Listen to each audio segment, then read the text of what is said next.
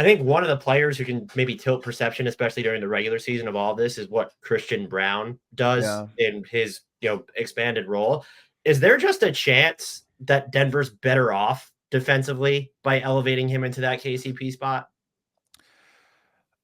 This is a controversial opinion, and I say this as somebody that fully respects what KCP does, especially on the offensive end, because I think he was it's underrated how good of a fit he was, both in usage percentage and the skill set he had.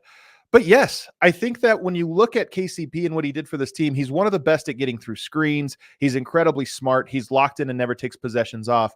But he did get bullied by a lot of really good players in ways that, and I know everybody gets bullied by star players. You can't shut them down. But in ways that you go, man, it doesn't really feel that different from anyone else. Devin Booker is just giving him the business, and he's making zero impact on him. Anthony Edwards is almost looking for him and hunting him in matchups. Christian Braun is a really good defender, and there are things he brings to the table that KCP did not. So I wouldn't put it that I think he will be better.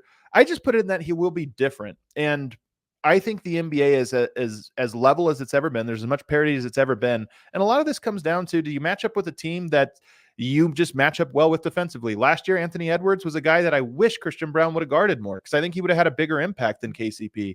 If that happens again this year, I think it favors Denver. If you go up against, say, a Steph Curry, now I think you want a KCP. So it's kind of just I think it's in one hand out the other with them. And that's why I think the team is more or less similar to what they were last year, maybe a slight step below. It's just going to come down to what matchups do you get.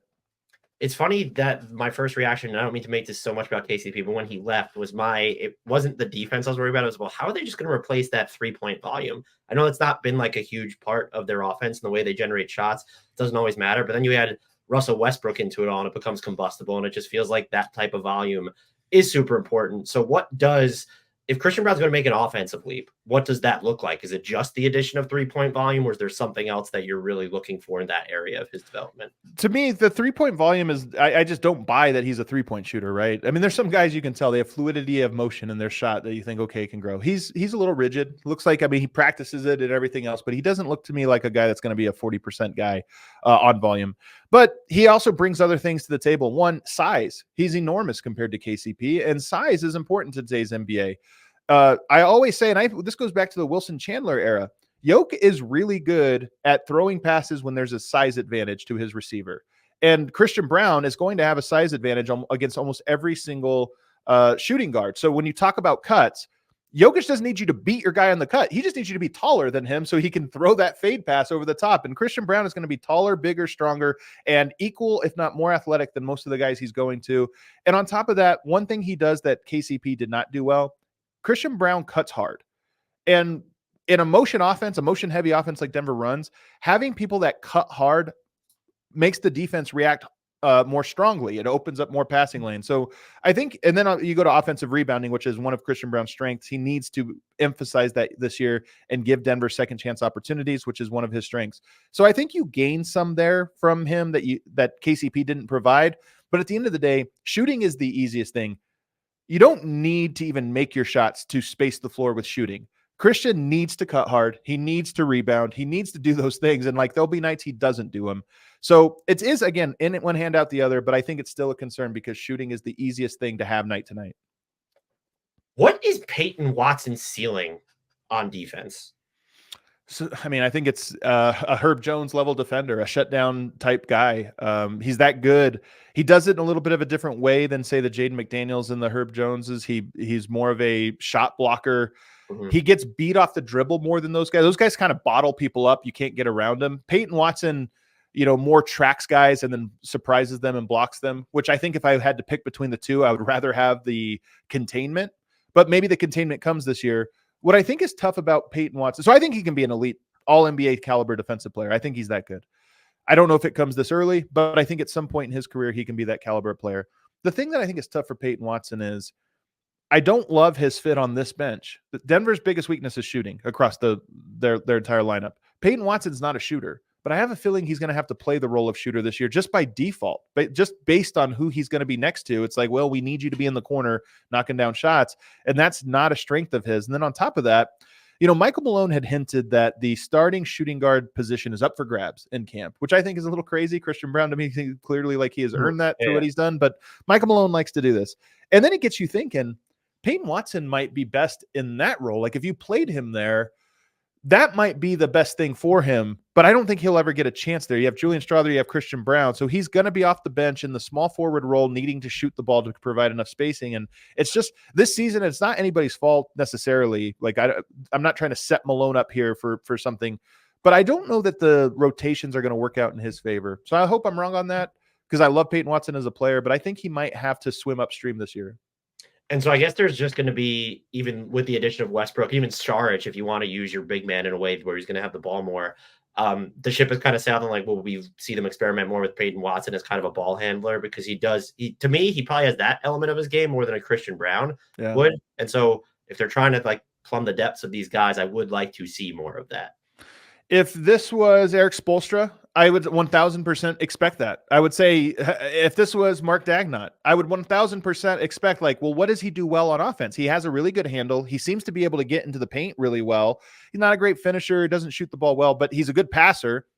How do we tailor our offense so that he does the things he's good at and we try to mitigate the things he's not good at? I just don't think that is how Michael Malone operates. I think he looks at it and goes, we need somebody in the corners. Peyton Watson, get there, and you're going to get 4 a game, and you need to make 2 of them.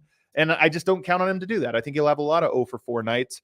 And again, that is a criticism of Michael Malone. I don't think he always thinks that way about how to maximize each individual talent. And Peyton Watson to me is I just play the numbers game. He seems to be the guy that I think will have the least tailored to him.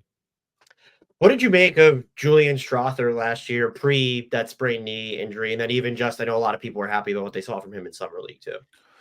Yeah, so I was lower on him than I think most people were, and not even lower on him long term. He just looked to me like a rookie, and he looked like a late first-round pick rookie that, okay, this guy could be something in a couple years. He shoots the ball extremely well. He needs to shoot and to shoot the ball from 3 to be effective. And when you're a young player and not a star, it's hard to get, especially on a championship team, it's hard to get shots. So I think that's kind of how I evaluate him is I think a lot of people pencil him into, oh, he's going to help the bench score and this or that.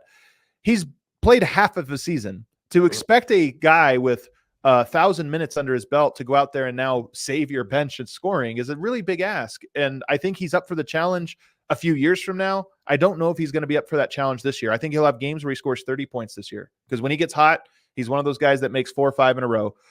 So I think he'll have some big scoring games, but you need consistency probably from him more than I think he'll be able to provide. And then defensively, when you get to a playoffs, one of the concerning things for Denver is, all right, Christian Braun, the starters, I'll bet you that lineup is really good this year if he plays. You go to the bench and say, who are your guys? I hope it's Peyton Watson. Dario Saric, probably. Westbrook, I have no idea. He certainly wasn't one last year. He was a playoff anchor last year, like a pretty big one. Julian Strawther, and the regular season teams aren't going to do this, but in the playoffs, is he going to be up to snuff to where you're playing the Dallas Mavericks and Luka Doncic is playing against your bench?